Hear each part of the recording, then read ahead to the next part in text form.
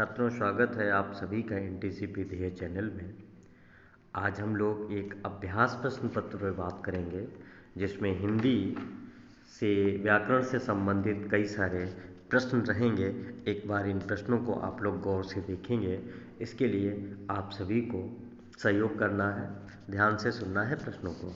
पहला प्रश्न है आपकी स्क्रीन पे, हिंदी वर्णमाला में अयोगवाह वर्णों की संख्या कितनी है। देखिए, ऑफलाइन क्लासेस में भी मैंने आपको बताया था कि हिंदी वर्णमाला में अयोगवाह वर्णों की संख्या जो है वो 2 होती है।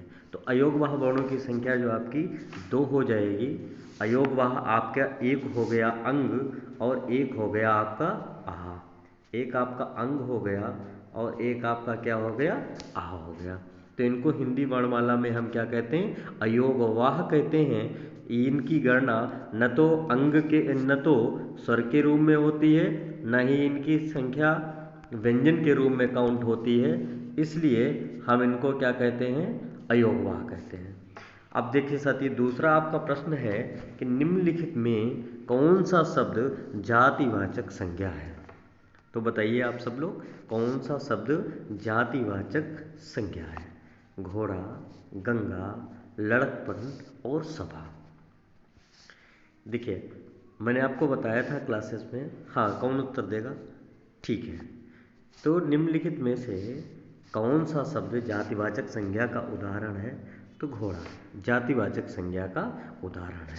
और संज्ञा के मैंने आपको कितने प्रकार बताए? 5 प्रकार की संज्ञा होती है। 5 प्रकार की संज्ञा होती है। घोड़ा शब्द जातिवाचक संज्ञा का उदाहरण है। कैसे जातिवाचक संज्ञा का उदाहरण है? मैंने बताया था आपको कि जिन शब्दों से एक ही प्रकार की वस्तुओं अथवा व्यक्तियों का बोध हो, उन्हें हम जातिवाचक संज्ञा कहते हैं। जैसे नदी है, आदमी है, पेड़ है, नगर है, ये सब किसके उदाहरण हैं? जातिवाचक संज्ञा के उदाहरण हैं। इसके साथ संबंधियों, व्यवसायों, पदों, पशु पक्षियों तथा प्राकृतिक तत्वों के नाम जातिवाचक संज्ञा के रूप में आते हैं। अब साथियों, तीसरा जो आपका प्रश्न है वो आपकी स्क्रीन पे आ रहा है। कबूतर निम्न में से किस संज्ञा का उदाहरण है। अभी मैंने आपको ऊपर बताया था कि पशु पक्षियों की जो बात है वो किस में की जाएगी, जातिवाचक संज्ञा में की जाएगी। इसलिए जातिवाचक संज्ञा का जो सही उत्तर है वो जातिवाचक संज्ञा है। तो कबूतर जातिवाचक संज्ञा का उदाहरण है। ठीक है। अभी आपको मैंने बताया था संज्ञा के प्रकार कितने हैं, 5 होते हैं। ठीक है, चलती है, आगे चलते हैं हम लोग। अगला क्वेश्चन हमारा कह रहा है, किन संज्ञा शब्दों का प्रायः बहुवचन नहीं होता। तो जनरली अक्सर ये देखा जाता है कि व्यक्तिवाचक संज्ञा शब्दों का बहुवचन नहीं होता है। जैसे राम है तो व्यक्तिवाचक संज्ञा का उदाहरण है। अब आप इसको रामो तो करोगे नहीं। जैसे ब्रिटेन है, एक स्थान है, स्थान व्यक्तिवाचक संज्ञा के अंतर्गत आते हैं। अब आप इसको ब्रिटेनो नहीं करोगे। ऐसे ही भारत को आप भारतो नहीं करोगे। इसलिए व्यक्तिवाचक संज्ञा का प्रायः बहुवचन नहीं होता है। तो राइट आंसर क्या हो जाएगा, व्यक्तिवाचक। ठीक है, चलते हैं हम लोग अगले क्वेश्चन की तरफ। अगला क्वेश्चन हमारा क्या कर रहा है, विदुषी किस शब्द का स्त्रीलिंग रूप है। ठीक है, कौन बताएगा, विदुषी किस शब्द का स्त्रीलिंग रूप है।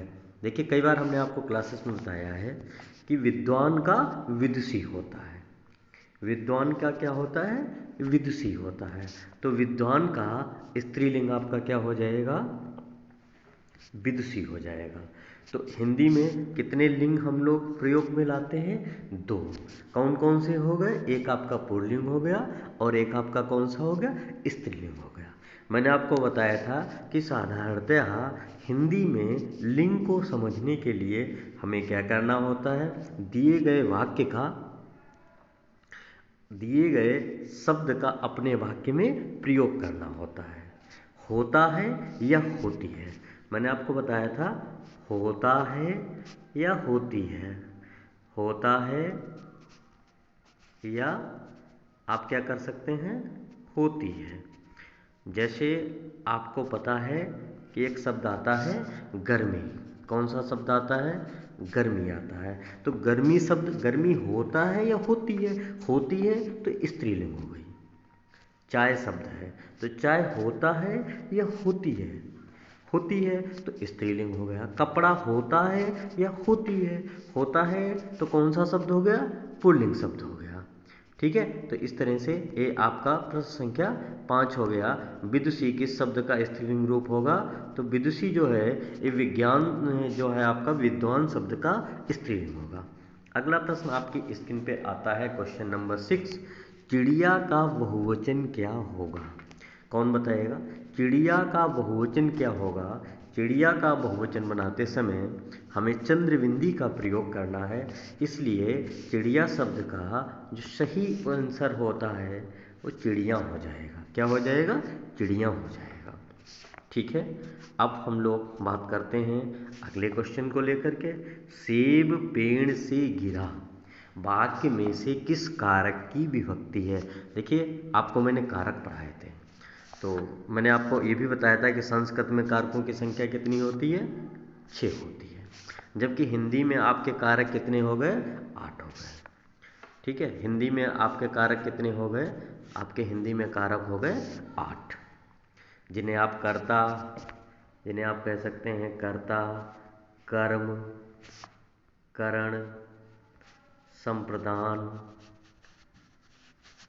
अपादान, अपादान के बाद आपका हो गया संबंध, संबंध के बाद आपका हो गया अधिकरण, और अधिकरण के बाद लास्ट आपका आता है संबोधन। अधिकरण और संबोधन। तो इस तरह से हिंदी में कारकों की संख्या कितनी हो गई? 8, और संस्कृत भाषा में कारक आपके कितने हो गए? 6 हो गए। अब प्रश्न आता है, सेब पेड़ से गिरा। सेब कहाँ से गिरा? पेड़ से। जब कोई वस्तु कहीं से अलग हो जाती है, या जब कोई व्यक्ति कहीं से अलग हो जाता है, तो उसको हम लोग क्या कहते हैं? अपादान कारक कहते हैं। अलग होने के संदर्भ में, अलग होने के संबंध में कौन सा कारक आता है? अपादान कारक आता है। ठीक है, तो सेब पेड़ से गिरा में राइट आंसर कौन सा हो जाएगा आपका? अपादान कारक। जैसे आपसे कहा गया कि बिल्ली छत से कूद पड़ी, तो बिल्ली छत से क्या हो गई? अलग हो गई। तो अलग होने के अर्थ में कौन सा कारक हो गया? अपादान कारक। या आपसे कह दिया विदेशागत, तो शब्द आप क्या हो जाएगा? विदेश से आया हुआ, इसे हम लोग क्या कहते हैं? विदेशागत। तो इसमें भी कौन सा कारक हो जाएगा? अपादान कारक हो जाएगा। चलिए अगला प्रश्न आपके स्क्रीन पर कुछ इस तरह, प्रविशेषण किसे कहते हैं? देखिए, आपने विशेषण पढ़ा होगा, आपने विशेषण पढ़ा होगा ना। तो जब आपने विशेषण पढ़ा है, इसके बाद आपने पढ़ा होगा, ये आपका रहा स्क्रीन पर विशेषण। ठीक है, तो विशेषण क्या होता है? संज्ञा व सर्वनाम शब्दों की विशेषता बतलाने वाले शब्द विशेषण कहलाते हैं। लेकिन यहाँ आपसे क्या पूछा जा रहा है? प्रविशेषण। तो इसका राइट आंसर क्या हो जाएगा? इसका राइट आंसर हो जाएगा तीसरा सी, विशेषणों की विशेषता बतलाने वाले शब्द प्रविशेषण कहलाते हैं। अब एक उदाहरण आपको दे रहे हैं। उदाहरण है, वह बहुत, वह बहुत तेज है। ठीक है, वह बहुत तेज है। अब देखो, वह शब्द जो है क्या हो गया? बताइए, सर्वनाम हो गया, क्योंकि सर्वनाम के स्थान पर प्रयोग किया गया। तेज शब्द क्या हो गया? आपका विशेषण हो गया। लेकिन आपको उत्तर क्या देना है? प्रविशेषण। तो बहुत शब्द आपका क्या हो गया? प्रविशेषण हो गया। इसलिए क्वेश्चन नंबर 8 का जो राइट आंसर है वो आपका कौन सा हो जाएगा? सी, विशेषणों की विशेषता बतलाने वाले शब्दों को हम क्या कहते हैं? प्रविशेषण कहते हैं। अगला आपका क्वेश्चन जो स्क्रीन पे आ रहा है वो आ रहा है क्वेश्चन नंबर 9, और क्वेश्चन नंबर 9 है आपका, लिंग भेद में किसका रूपांतर नहीं होता है? दोस्तों, आपको बताना है कि लिंग भेद में किसका रूपांतर नहीं होता है। तो विशेषण का भी रूपांतर हो जाता है, कारक का भी हो जाता है, संज्ञा का भी हो जाता है, इसलिए इसका राइट आंसर कौन सा होगा? सर्वनाम। सर्वनाम का लिंग रूपांतर में लिंग का सर्वनाम शब्दों का लिंग के रूपांतर में रूपांतर नहीं होता है। अगला क्वेश्चन आपके स्क्रीन पे रहा है, भारतीय शब्द का बहुवचन क्या होगा? सबसे हलवा प्रश्न, सबसे सरल प्रश्न। भारतीय शब्द का बहुवचन क्या होगा? भारतीयों। क्या होगा? भारतीयों होगा। ठीक है, वेरी गुड। अगला क्वेश्चन नंबर आपका 11 है स्क्रीन पे, और स्क्रीन पे आपका क्वेश्चन नंबर 11 है, आंसू का बहुवचन क्या होगा? ठीक है, आंसू तो आपने एक रचना भी पढ़ी होगी ना, आप सबने रचना पढ़ी होगी, आप सबने नाम पढ़ा होगा जयशंकर प्रसाद का। किसका? जयशंकर प्रसाद का। तो जयशंकर प्रसाद की जो एक रचना है वो है आंसू, और आंसू इनका खंड काव्य है। तो इसलिए अब तो आपके समझ में आ ही गया होगा कि आंसू का बहुवचन क्या होगा। देखिए, आंसू शब्द का बहुवचन आंसू ही होगा। ठीक है, तो आंसू का बहुवचन क्या होता है? आंसू। अब बात करते हैं, जयशंकर प्रसाद ने आंसू लिखा है, इनकी दो पंक्तियां आपको सुनाता हूं ताकि आपके अंदर नीरसता ना आए पढ़ते पढ़ते। आंसू खंड काव्य का एक आपको दोहा बताता हूं कि मानस सागर के तट पर क्यों लो लहर की घातें, कल कल ध्वनि से करती हैं कुछ विस्मृति बीती बातें। वेदना विकल जब होती इन हाहाकार स्वरों से, वेदना असीम गरजती इन हाहाकार स्वरों से। ठीक है साथियों, अगला हमारा क्वेश्चन आपके स्क्रीन पे रहा है, क्वेश्चन नंबर 12, प वर्ग का उच्चारण मुंह के किस भाग से होता है? देखिए, वर्णों के उच्चारण स्थान पे मैंने आपको बात की थी, तो मैंने आपको स्पष्ट बताया था जिनका उच्चारण स्थान कंठ है, तो कंठ से क वर्ग के सारे जो उदाहरण हैं का खा गा घड़ा, इनका उच्चारण स्थान कंठ हो गया। ऋषि रटंती मूर्धा, एक आपको मैंने ट्रिक बताई थी, ऋषि रटंती मूर्धा। ठीक है, तो ट वर्ग के जितने भी वर्ण हैं वे सारे मूर्धा से उच्चरित होते हैं।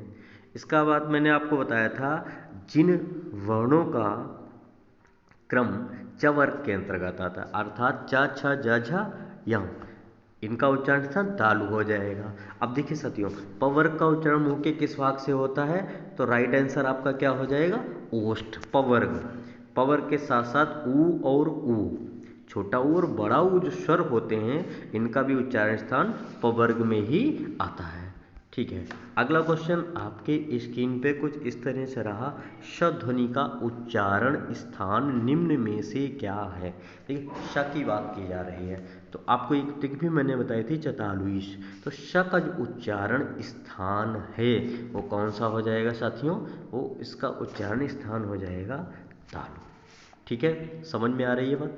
ठीक है, अगला क्वेश्चन हमारे स्क्रीन पे है, लास्ट सेकेंड क्वेश्चन, और लास्ट सेकेंड क्वेश्चन आपका क्या कह रहा है? च वर्ग का उच्चारण मुंह के किस भाग से होता है? देखिए, आप अगर भूले नहीं हैं तो इस प्रश्न का उत्तर आप ही देंगे। चतालुईस, मैंने आपको बताया था च वर्ग का उच्चारण स्थान जो है वो तालु हो जाएगा। और आपका लास्ट क्वेश्चन आज का है, ड का उच्चारण स्थान क्या है? अभी मैंने आपको बताया था ट ठ ड ढ ढ़, ट वर्ग में आता है। अब जब ये ट वर्ग में आता है तो ट वर्ग में आने के कारण इसका उच्चारण स्थान क्या हो जाएगा साथियों बताइए? मूर्धा हो जाएगा। क्या हो जाएगा इसका उच्चारण स्थान? मूर्धा हो जाएगा। तो इस तरह से ये आज वाली आपकी जो क्लास थी वो समाप्त हो गई है। नेक्स्ट आप टेस्ट 2 देने के लिए कम से कम 20 लाइक तो बनते हैं ना साथियों। अगर आप 20 लाइक देंगे ना तो मुझे भी अच्छा लगेगा, और इसका टेस्ट सेकंड मैं आप सभी के सामने अवश्य लाता हूँ। ठीक है, आज के लिए शुभ रात्रि, क्योंकि आप सबने पढ़ा होगा ना, नो नॉलेज विदाउट कॉलेज। ठीक है ना? Okay, thank you.